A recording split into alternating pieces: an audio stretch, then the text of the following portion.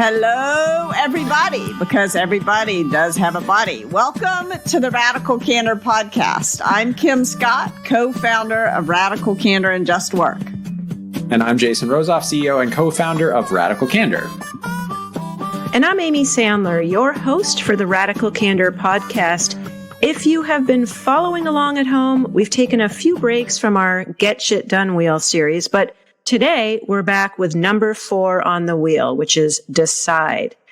So you've gone through the listening, clarifying, and debating spokes of the Get Shit Done wheel. You've likely lined up decisions and facts, and hopefully, Kim, I don't know how big our hopes need to be. We have shoved all the ego, especially our own, out of the way. Does that actually ever happen, that the ego has been shoved? We wouldn't really want to shove it totally out of the way. We just want to manage our own egos, not other people's egos, but our own egos. And we want systems that mitigate the odds that egos enter in unproductively, I think. So today we will be exploring ego mitigation strategies and systems. Ego mitigation strategies and systems. Or as Twitter and Square CEO Jack Dorsey put it, we want to push decisions into the facts. Kim, you also say you like to have that quote to always get it right rather than be right. Is that right? Yes. Am I getting it? Yes, you got it right. Well, would that it were so easy, but not so fast. In a recent McKinsey survey, 61% of executives said that at least half the time they spent making decisions, and I think much of that is spent in meetings, at least half the time it was ineffective. And just 37% of respondents said that their organization's decisions were both high quality and timely. So we want to help. We want to help things be more timely, better quality, more efficient. Kim, in Radical Candor, you talk about 4 steps to follow when making decisions. That's what we'll focus on today. And the first is that it's really important to understand that if you're the boss, you are actually usually not the decider. Tell us more. Yeah, I think one of the biggest mistakes that bosses make, all different kinds of bosses, ranging from the brand new manager to the president of the United States, former one, they think they're the decider. They think that's their job, is to make the decision. And that is incorrect. If you are the boss, you are not the decider. And every time you make a decision, you are actually robbing your team of building decision-making muscle, and you're probably making an information-free decision. And why does this happen? It's not because all bosses are more egotistical than the rest of the world, although they have more power to get corrupted by their egos. But as James March said in his book, Primer on Decision Making, he said when people are robbed of the opportunity to participate in a decision that is going to impact them and a decision for which they have valuable information, it feels like they get robbed of personhood. I mean, it feels like a very personal and upsetting experience. And I think what happens naturally in organizations, unless we design organizations for justice, we get systemic injustice. But what happens naturally when you bring a group of people together and you give some of the people in that group more authority than others, then what happens is the people with authority tend to grab the decisions because they can, not because they have more information, but because they can. And when might makes right, there is no right. When might makes decisions, you get bad decisions. This is what James March calls garbage can decision making. And this is what happens when people who happen to be around the table, who happen to have more authority than others, make the decisions rather than the people with the best information. And this, if you don't recognize that this is gonna happen and take steps to prevent it from happening, this is what will happen. You will get garbage can decision making.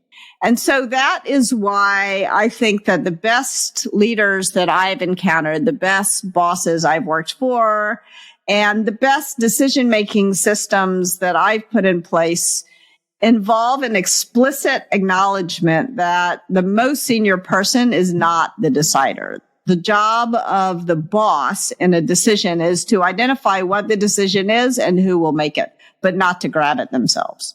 Jason, as you hear Kim talk about garbage cans and ego mitigation strategies, I'm wondering, do you have any stories where you have either seen someone grab the decisions and the negative consequences that have come from there, or someone who's done a really good job of not grabbing the decisions? Yeah, I was working with a coaching client many years ago, and he was laboring under the belief that it was his job to make decisions. And there was a big sort of like complex technical decision. He was one of the most technically experienced people in the entire organization. And he sort of said, in order to save everybody time and effort, I'm going to examine the situation. I'm going to make the decision. I'm going to start the implementation. While his decision was technically sound, it was missing some very basic information about like the data other teams were getting from the process that he was changing. And so he made it much more efficient and technically competent. Then he created all of this work for these other teams that were relying on data being delivered to them in a particular way. And the new system, the better system that he had designed. So like he got a lot of flack from that other team's manager. I understand why you wanted to make this decision, but you just basically made it so that you've cost my team weeks or months of work to redo all of this other stuff. And this was a thing that everybody on his team knew because they had been working on this system for a really long time, right? So they knew exactly what the other team was expecting, and he never would have made this decision. But in his sort of effort to save everyone time and effort, he cost them a significant amount of time. It's one of those things where his decision wasn't wrong. The design that he came up with was good. It was incomplete, and the incompleteness was very costly. And it was a moment for him, I remember very clearly, it was a moment for him where he sort of came back and he said, I feel like I've just learned something, but I don't quite know what it is, right? Which is like, everybody's mad at me. And I felt like I was doing everybody a favor, taking this decision and making it. So like, what is there to learn from this? And I think it was the fact that March would describe it as a garbage can decision. He did not have all of the information. He just happened to be in a position to make that decision. And he had enough authority that people didn't feel comfortable challenging him. Right? People didn't raise their hand and say, that's a bad idea. Yeah, you shouldn't do it that way. Yeah, I did a version of the same thing one time, and it wasn't around a technically complicated decision. It was around something that seemed so dumb that I couldn't believe people were spending time on it. So we're all in one big open space. And we had just hired a bunch of people, so we need to reconfigure where everyone was sitting on this one big open floor. And my God, the number of conversations and arguments and who's going to be near the window, it was going on and on and on. And I was getting more and more impatient. I was like, what is wrong with all these people? And so I came in on Saturday and I just moved everyone's desk. Time was wasted before I made that decision. The amount of time, the amount of groveling and apologizing was unbelievable. Just because you're in charge does not mean you're the decider. I remember being sort of upset about it and calling a mentor of mine who said, well, you know what Bill Clinton says about being the president of the United States? He said, and there are many problems with Bill Clinton. I don't want to hold him up as a great leader that I were going unacknowledged at the time. But anyway, it's a funny quote, so I'm going to use it. He said, being the president is a lot like being the overseer of a cemetery. There's a lot of people under you, but nobody's really listening. And I remember thinking that was like a good thing for people to remember. Just because you're the boss doesn't mean that people are listening to you. It doesn't mean that people believe what you say, and it doesn't mean that you know everything. And it's really, It was an important like moment of managerial humility for me. Humility in the sense that not that I was humiliated, but that I needed to remember that I didn't have the answers, even to problems that seem simple. It's the theme there of like, both in the name of efficiency, I do something and then it causes severe inefficiency. I feel like that is a lesson that leaders have to learn over and over and over again. It applies not just to decision making. There's a lot of times where we feel, and it's the whole point of the get shit done wheel. I think, Kim, your story, especially around offices and thinking about plans for return to work and hybrid, one of the things certainly Jason and I, we've talked about when people will feel really frustrated and think it's a feedback conversation, it's actually because they didn't follow the get shit done wheel of decisions were made about how to implement return to work and hybrid, and people didn't feel included and decisions were made, et cetera. So I'm curious, like Kim, looking at the world now, with this situation of moving chairs on a Saturday? And now that you've created the Get Shit Done wheel, how would you do this differently now? I think that leaders feel like they have the right to decide where people work. And I think increasingly, if they're listening to the feedback that they're getting from their employees and from the market, that is not the case. It goes back to this quote that we've used a lot of times, that very often leaders feel like their employees are their pawns to move around on a chessboard. And that just does not work. It goes back to the telling people what to do does not work. If you have hired, presumably, people because they have important information that you don't have, because they have some skills that you don't have, because they're doing work that you yourself don't have time to do. And if you don't make a space for them to make the decisions, or to at least contribute to the decisions that are going to impact them, and that they have information that will help improve the quality of the decision, then you're not doing your job as a leader. You're just tyrannical a-hole.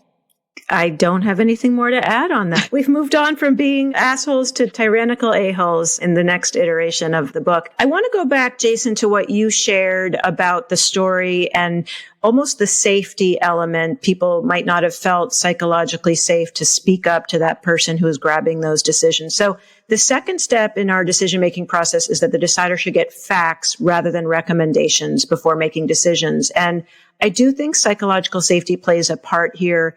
One of our favorite professors out of Harvard Business School, Amy Edmondson, she shared the story of how Ford's CEO, Alan Mulally, when he soon after arriving at Ford, he encountered a real issue, which was that the company was losing billions of dollars, but in his staff meetings, everyone would say there were no problems. And so he figured out there was a disconnect here. He wanted people to color code their progress reports. Green, everything's fine. Yellow, there's caution. Red, there are problems. And after a few meetings where all he got was green, he called them out on this. And so he finally got a yellow report and everyone was panicked. How is he going to respond? And he applauded.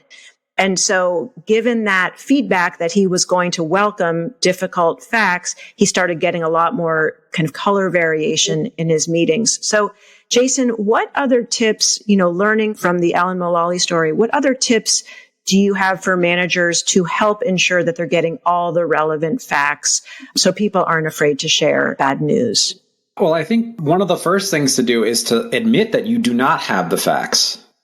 That is step one, is admit that there is a problem, which is I cannot possibly have all of the information needed to make a great decision about this. And so in order to make a good decision, I'm explicitly asking for this input. I think that acknowledgement is quite important. And I think when you are presented with facts that disagree and maybe are in tension with, even if they don't directly disagree with the supposition you had going into it as a decider or even as the leader who's identified the decider, I think it is really important to raise those up and examine them seriously. I was having a conversation with someone recently where they told me that they were having this challenge in their organization, getting people excited about the idea of setting goals. There's people who are worried about, this is going to be too much structure, and this is going to be. And so I said, did you note their objections?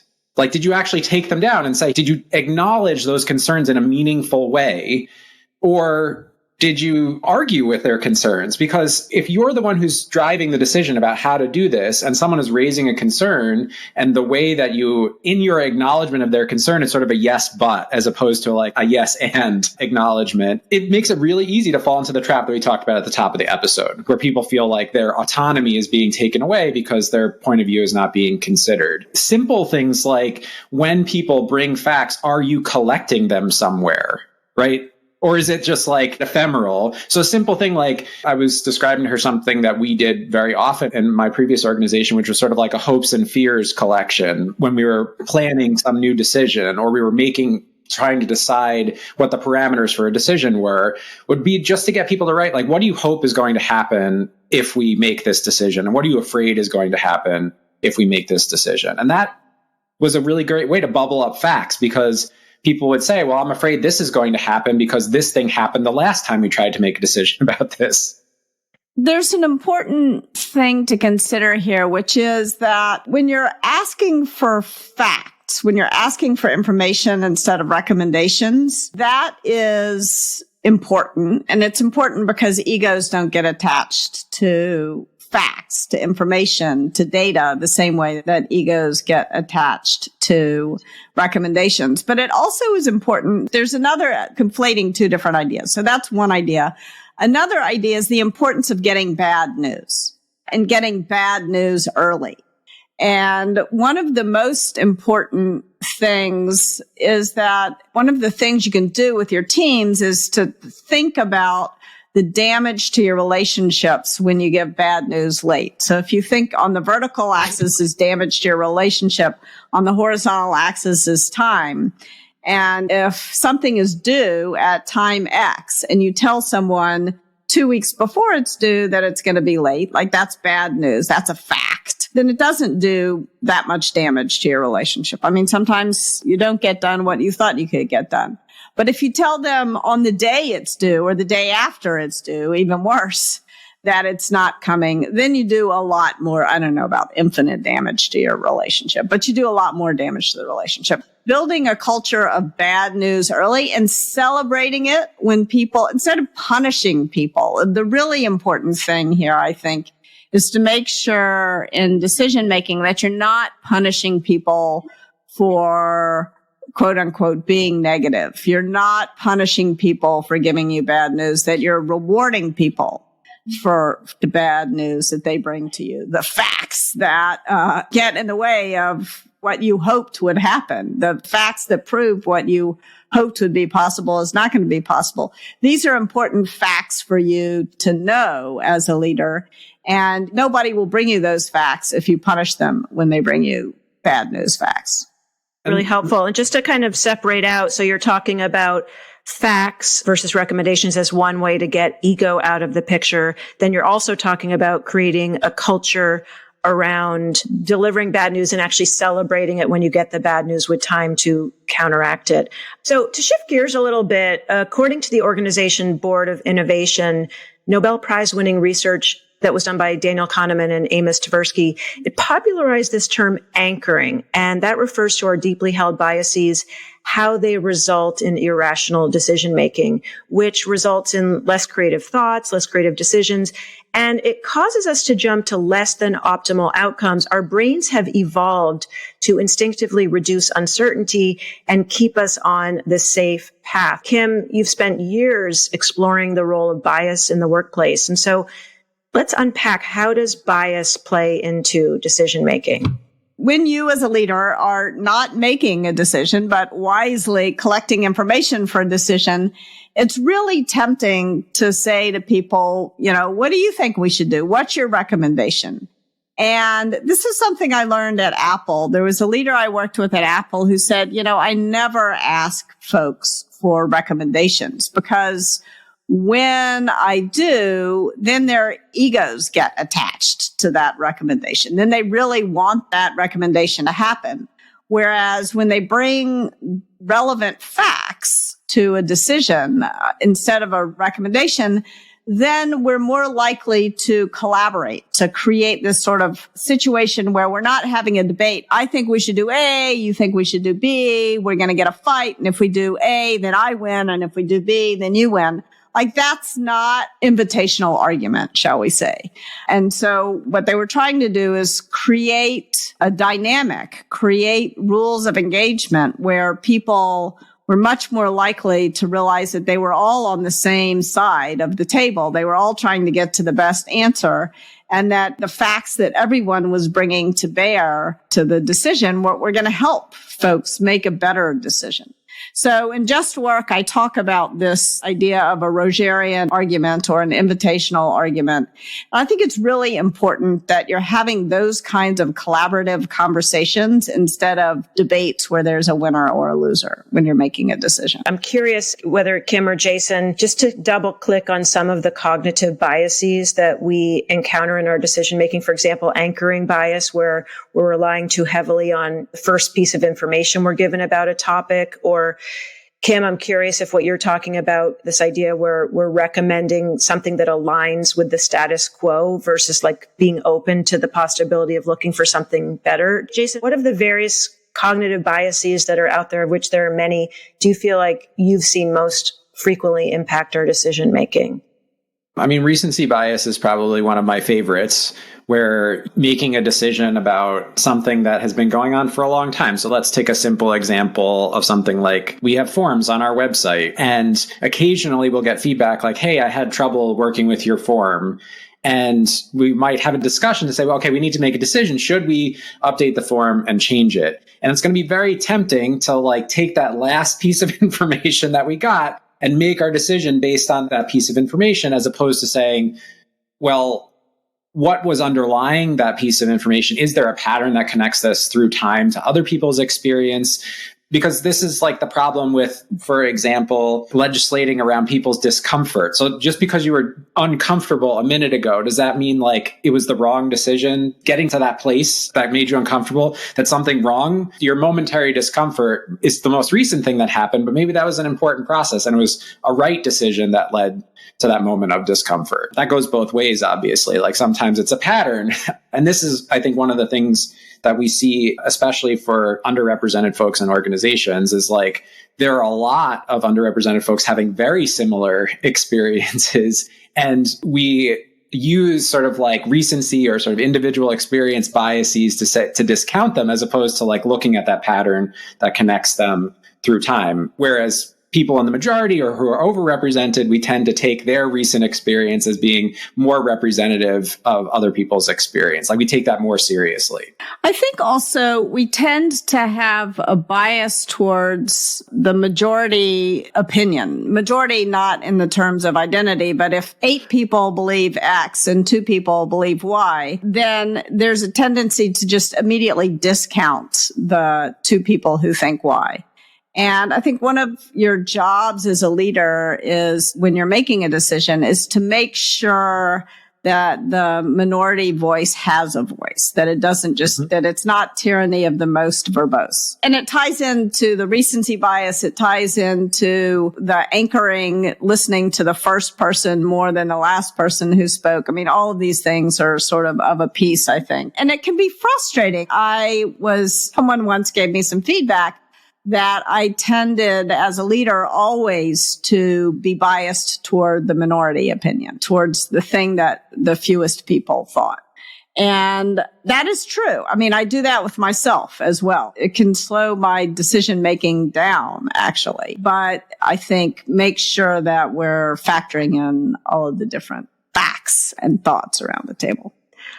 So, Jason, Kim talks about the decider. And again, you are not usually the decider as the boss. Let me ask that. Does the boss decide who the decider is, or what is the decision-making process for deciding who the decider is? Yeah, we could go on. I mean, the recommendation is from Radical Candor, which is that in your staff meeting as the boss, one of the things I recommend that you do is to have a quick conversation about what are the 3 most important decisions that we as a team need to make this week and who's going to make them. And so you're only going to talk about this for a certain amount of time. So at a certain point, you get to say, all right, here's what I'm hearing from you all. Here are the 3 most important decisions. Here's who the deciders are. And then you move on. Yeah, I would agree with that. I think especially for smaller teams, it's important to like parcel out decisions, who the decider is going to be pretty quickly. Otherwise, you could endlessly decide on deciding. I think the other thing is there's an advantage that managers have if they're doing their job well, which is they tend to have a wider angle view of the organization and might be able to see fairly clearly like, hey, who's in a good position to make this decision? Whereas like it might be a bigger debate among other folks on the team. And it's not to say ignore their input, but that if you're doing your job as a manager, knowing who's well positioned to make a decision should be one of the things that you're pretty good at.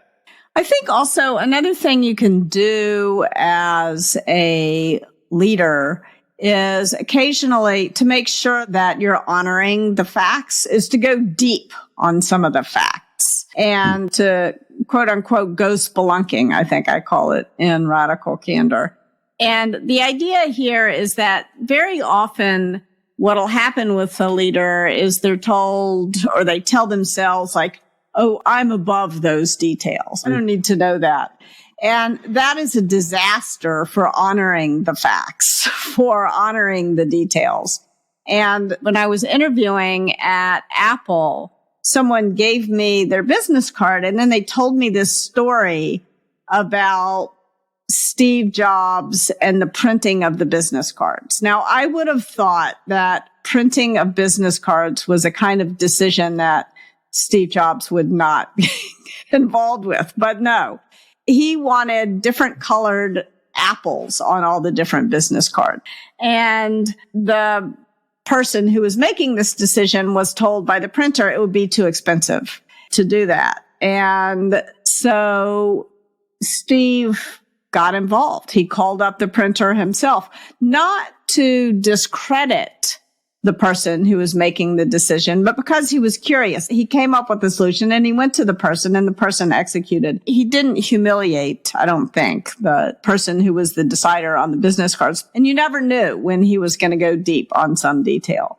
And I think that's important. It keeps people, it honors the facts. It honors the details in a way. It doesn't discredit them. It's really interesting, Kim. In the last episode, Jason and I, while you were clearing the cruft, we were talking about thought partnership. And one of the conversations was around micromanagement. And I'm really curious how we distinguish between the spelunking and the business card story that you shared. And obviously, Steve Jobs may be the exception to a variety of different rules. But what is that distinction between sort of one person's spelunking and another person's micromanagement?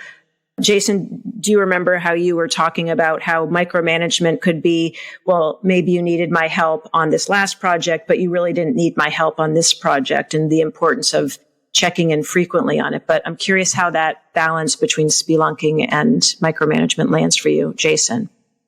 Yeah, I think it's very touchy. And Kim's point about how the person feels at the end of that, like, do they feel like, hey, Steve Jobs just helped me do a thing that I wanted to do? It is like probably how you get the answer to that question, whether or not it's micromanagement. I will say that if you're going to go spelunking, I think it's important to help people understand your intention. I'm guessing this may or may not have happened in the Steve Jobs example, but like to say, I care a lot about this and I'm willing to spend some of my time to see if I can get the printer do this for less money. You know what I'm saying? Like, there's a difference between saying, I hear you, I want to go a little bit deeper. I have a relationship, or I feel like I could talk this printer down, is very different than, well, I hear you saying it's too expensive. Like, I'm going to go figure out how to make it cost less. Those two things feel different to me. You could argue that I was spelunking when I moved all the chairs around, but I was not spelunking. I was just reordering the chairs. Whereas if I had gone and asked a few questions, I would have realized that I should just butt out. I will give you an example of spelunking done right. This also came from Apple. We were talking about sort of redesigning the talent management program. And very often companies use the sort of, is this a high potential person? And I thought that was the wrong word. And I had said it a few times and I kept getting batted away. You're going down a rabbit hole. You're going down a semantic rat hole. This is not a detail worth spending time on. And I was talking to Scott Forstall, who at the time was the leader of the iOS team, about this. And I mentioned it. And I was expecting him to also bat me away and say, that's a detail that's beneath my attention. And he leaned into the table. He looked at me and he said, words really matter. Let's think about it. And I was shocked that he was going spelunking into an area that had nothing to do with iOS, really. Talent planning mattered to him. But that was very empowering. It was a moment where I was like, I care about this and he cares about it too. It matters. That's what spelunking is to reassure people working on details that may not have to do with your day-to-day, that those details really matter, and honoring those details. Yep. I think it's great. That's a great distinction. A cool example of like difference between sort of helicopter management, actually getting down into the details with somebody. Finally, the fourth key part of decision making is holding big decision meetings. Kim, You share in Radical Candor how the simple act of being explicit and conscious about when you're deciding rather than debating is actually the single most helpful way to figure out when a decision really needs to be made. And that's the main reason you recommend that debate and decide meetings be separate. But you've also shared that someone who likes to get shit done, you struggle sometimes with putting debate and decision meetings together. So can you walk us through what you think are the ideal specifics of that decide meeting, knowing that sometimes things might get in the way of that? Yeah, I mean, I think whether you decide to combine your debate and decide meetings or to have two separate meetings, the important thing is that each agenda item is clearly marked. If you decide to combine debate and decision meeting as one meeting because you can't stand an extra meeting on calendar, which I am sympathetic with, then what you want to do is you want to have 3 items and to mark very clearly which one is a debate and which one is a decision. It's a little simpler to have 2 separate meetings. And then if you really hate meetings, you can cancel one some of the time. But anyway, the key thing is that when you're talking about a topic, one of the problems is that often half the room thinks that they're debating and the other half of the room thinks they're deciding. And then they're kind of pissed off at each other for this meta reason, which is the debaters think the deciders are moving too fast and deciders think the debaters are moving too slow, and everybody's frustrated just at the pacing of the thing. And so it's really important to know at the end of this conversation, we should be prepared to have it again, or at the end of this conversation, we should be prepared to have a decision. That is the key thing. And just that simple fact eased tension on a team that I was leading enormously. If people know the purpose of the meeting and what success actually looks like, the tension in any meeting goes down significantly, not just these. Yeah. Kim, when you talk about what Jason's amplifying of what type of meeting are we in, back to those chairs, I had the vision of you sort of spelunking into the chairs and moving them. It's a really good example. So rather than making that unilateral decision to move the chairs yourself over the weekend, would you have set a time and said, this is the date by which we're going to decide about the office? Or how would you have created a deadline in a way that people would have felt more buy-in? So here's the truth of that story. They had already had a date. There was already a decider. There was already a date by when, like, the whole thing would have been ended on Monday if I had done nothing. So the team had already a big decisions process but it hadn't made it to the big decision meeting because it was a small decision. When you go spelunking, you're getting the facts. You're not grabbing the decision. I was spelunking in the wrong way. I got no facts. I just grabbed the decision. Okay. I was just being an asshole. That's all. Well, I think it's a really great story. So thank you for sharing. And just to share a little bit more on a personal note, we're a core team, 6 people, multiple contractors who aren't involved in the day-to-day operations of Radical Candor. So Jason, how do you think about decision making when it comes to the Radical Candor team and then just to smaller teams in general? I think this is where all of this advice gets very tricky, is like at some point, there's a scale at which some of this advice doesn't feel like it makes sense. The part that absolutely does make sense is knowing what you're doing and making sure people know what you're doing, and in terms of like where you are in the decision-making process or in the getting shit done wheel more broadly. I think one of the surest ways to make everybody unhappy is to signal that you're gathering information, but you've actually already made the decision, for example. One of life's most frustrating things, I think, is educating a new boss. And educating new boss after new boss. By the time you get the third new boss you're educating, you haven't met that person yet, but you already hate them. So a team I was working on had the third new boss. And the third new boss, who was frankly the biggest asshole in Silicon Valley, a quote unquote listening tour, which meant that everybody had to spend a bunch of time creating a bunch of slides to educate him. But he had already made up his mind what he was going to do, and everybody knew it. That is a sure way to piss everyone off. Importantly, I think the reason why I so appreciate the fact that Kim laid this out is like, it's important to have a model for how to operationalize decision-making and how to communicate about decision-making. And so knowing what the picture looks like overall is really helpful and important. As a small team, there are some things where it's like, it's impractical to involve the team in a decision, even if it's a big decision. So at the end of last year, I did a comp study to try to figure out how to match our compensation to market, for example.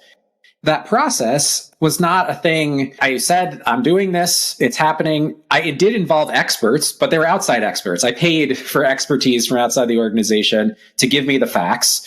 And then I presented the results of that process to folks in the organization. But there wasn't a meaningful way for me to involve people because we didn't have, the facts weren't internal.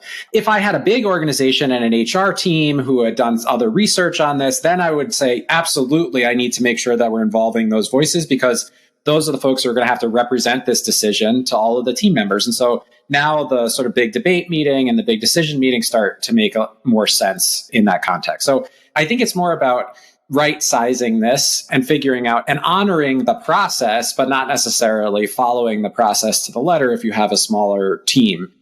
That said, I still feel like there have been times when I have made decisions that I could have slowed down a little bit to speed things up. I made the same mistake that we're describing here, where I didn't get enough input from the team when I could have gotten more input from the team. So it's still easy to make, even as a small team, it's easy to try to right size this in the wrong direction and wind up with getting too little involvement. And so the way that I think about this is as long as I can be clear, as long as I'm telegraphing my moves, it at least gives everybody the opportunity to say, hey, I would like to be involved in that decision, or I have input that I could offer. I feel like we have a good enough relationship that I can trust people to raise their hand when they feel like they have something that they want to add.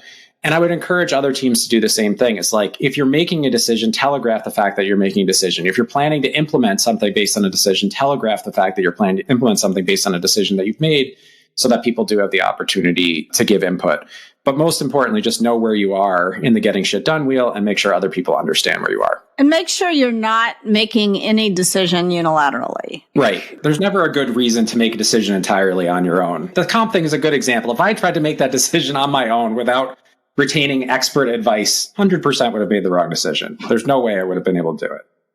And also, you would have allowed yourself to be overruled, I imagine, if someone had objected strongly. Or I know if I had objected strongly, we would have gone back and gotten more information. And you had the data and the facts. You were doing that process and then broadening it out. And I do think, saying this since you are my manager, I would say one of the caveats for people listening to it is that you do create, going back to psychological safety, you do create a culture where people can say, I disagree, or I wanted to be included in that, where it is actually safe to say, I want to be part of that decision. And Jason, the story that you had shared about the previous manager at your previous company, where they just made the decisions and everyone was sort of feeling sad and bad and left out. We do have a culture where we are encouraged to speak up. So I think that's just an important corollary to what you're describing. But I think we should turn this around. Amy, Brandy, were there times when a decision got made that you felt excluded from but impacted by? I'll say one for me that Jason changed last year was when we didn't have any set holidays. I think there's even been studies that people who have unlimited time off take much less PTO. And I felt like, well, if my boss is working every holiday, I have to work every holiday. So I didn't feel like I would actually ever have any holidays off. And then Jason actually recognized that and gave us holidays off. Even though no one was saying you're bad. If I'm the only one taking a holiday off, I feel like I'm not doing my job. That is a good one. I have an example, and Jason, this is actually something I've shared in workshops, which is that there was an email that you had sent about some new project, and I read the email, and I remember thinking how surprised I was that you were leading this project and hadn't included me, because I thought, well, of course, given my role, I would be leading this project. And it seemed really obvious to me. And so I said, hey, can we talk? And I went into the conversation thinking that I would say, oh, I'm really surprised you sent that email. And you would be like, of course, how could I have overlooked that, Amy? But that wasn't what happened. What happened was you were surprised and you said, I remember you saying, that you were frustrated and you were kind of processing your frustration. And I was surprised that you were surprised and frustrated. And then I said, well, I'm surprised. And now I'm feeling frustrated. And then we kind of went back and forth. And I just thought it was such a great conversation because I really wouldn't have had that conversation and then for us to be able to go back and forth with sort of our emotional responses of how we were feeling, like that's to me just such a great example of how I feel even closer to you that we were able to have that discussion. But I'm curious, do you remember that? I do remember. I think it was one of those situations where I was like, oh, here's a thing like I would do mostly on my own and try this thing out, sort of an experiment, and I'm going to run with it.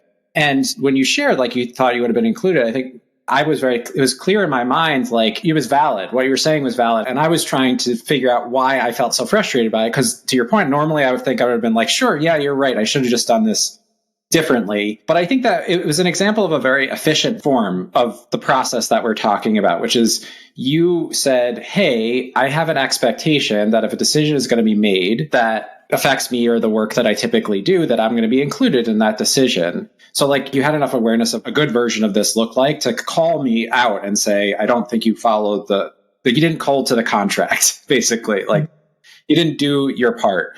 And it was helpful to me to recognize, like, why didn't I do it? Like, what was the thing that was causing me to want to take a detour from the process that we would normally follow? And because we knew what good looked like, and you were able to identify that we were making an exception, it allows the two of us to have a really good conversation and figure out what the right next step was following that. And part of the right next step was to bring you into that process and have you be part of the conversation and figure out how to actually implement around the decision that had been made. So I feel like that's an example of it failing and then working. Everything we say works best when it fails and then works. Like failure is not failure. Failure is an opportunity to strengthen the relationship and fix the problem. Yep. I can't emphasize this enough. That's why it's so valuable to have the picture of the getting shit done wheel in your head, because you can know when something is failing. Not knowing when something is failing is the failure condition that is most likely to lead to destruction of relationships and mediocrity or potential failure of business. Like not understanding or being able to rationalize or reason about failure is the thing that really undermines people, relationships, and companies. You can't do right if you don't know what you're doing wrong, which is why, anyway, I want to come back to the question of size of team. I think that if you're a team of 40 people or under, you probably don't need a formalized big decisions process. I mean, we do not write down the big decisions and have a big decisions meeting with a team of 6. It would be, Jason, you had a good analogy about 2 spoons of flour in a tin. I don't know. I would always hear when we were trying to figure out what features to implement in a piece of software is we're trying to stuff 10 pounds of flour in a 5-pound bag. And I said, the reverse can also be true, which is like sometimes you have a process container that's so big that like when you put 2 scoops of flour in, it's just sort of like, you're like, why are we in this giant container? And like, why are we trying to do all this stuff? Yeah, exactly. Not a lot of help. That doesn't feel like it's securing you very well. Yeah. So I think that what I would say, when the size of team roughly, the time that I needed to implement the big decisions meeting and the big debate meeting was around 40 people. It was around that time when I had managers of managers and I had a staff meeting and my direct reports were in the meeting and their direct reports were not in the meeting. And that is the moment, for me at least, at which everyone in the meeting felt like it was a waste of time and everyone not in the meeting felt sad and bad and left out. And that was when we needed it meant we were making too many decisions and not involving enough people. And that's when you need a more formal process. That usually happens around 40, 60 people, something like that. I love that.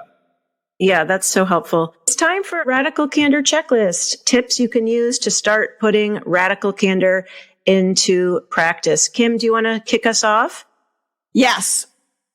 When it comes to decisions, if you are the boss, you are not the decider. Let me repeat that. You are not the decider. The boss is not the decider. Remember, great bosses don't grab decisions for themselves, but rather they create a clear decision-making process that empowers people closest to the facts, that pushes decisions into the facts, that empowers those people to make as many good decisions as possible, rather than fostering a culture of garbage can decision-making. Tip number 2, the decider should get facts, not recommendations, before making decisions. Be aware and accept that we all bring biases to the table. in every decision we make. So create a culture where it's safe for people to bring unwelcome facts to the table. Tip number 3, go spelunking before making decisions. To help mitigate bias as much as possible, it's helpful to make sure you're getting to the source, the underlying information of the facts that are being presented, and making decisions on those as opposed to a fact or an idea that might be more ego-driven or emotional. And tip number 4, if you have a team of more than, say, 40 or 60 people, hold a big decisions meeting every week and make sure that once the decision is final, a careful summary of the meeting is distributed to everyone who has a stake in that decision, and that they're invited to the meeting should they want to come. All right. Well, for more tips, go ahead to radicalcandor.com/resources to download our learning guides to practice radical candor. You can learn more about the decision-making process we just discussed in chapters 4 and 8 of Radical Candor. The show notes for this episode, you can find them at radicalcandor.com/podcast. If you like what you hear, go ahead, rate and review us on Apple Podcasts. Feel free to reach out to us at podcast@radicalcandor.com. And if you haven't yet, I don't think it's possible, but if you have not yet ordered Kim's latest book, over to you, Kim. We haven't heard you in a while to speak it out loud. The name of your book. Just Work, How to Root Out Bias, Prejudice, and Bullying to Create a Kick-Ass Culture of Inclusivity. And that's available everywhere books are sold. Finally, the Radical Candor store. I think it's been open now for a while, so go to radicalcandor.com, click the shop link, get your Radical Candor swag, and bye for now. Take care, everybody. Thanks for joining us. Our podcast features Radical Candor co-founders Kim Scott and Jason Rosoff, is produced by our Director of Content, Brandy Neal, and hosted by me, Amy Sandler. Music is by Cliff Goldmacher. Go ahead and follow us on Twitter at Candor and find us online at radicalcandor.com.